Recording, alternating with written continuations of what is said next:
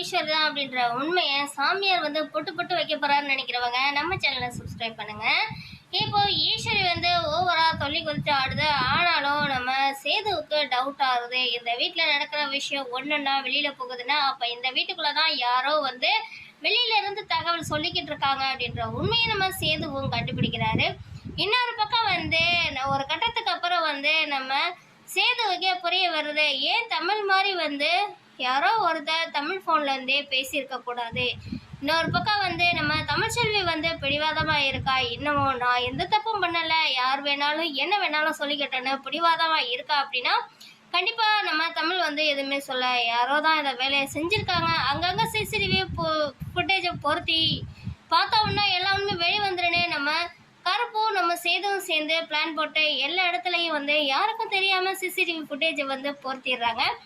இந்த 3 கருப்பாடுகளும் சேர்ந்து பேசுற விஷயம் அத்தனையுமே வந்து பதிவாகுது. இது எல்லாத்தையுமே பார்த்துறாங்க வீட்டில்.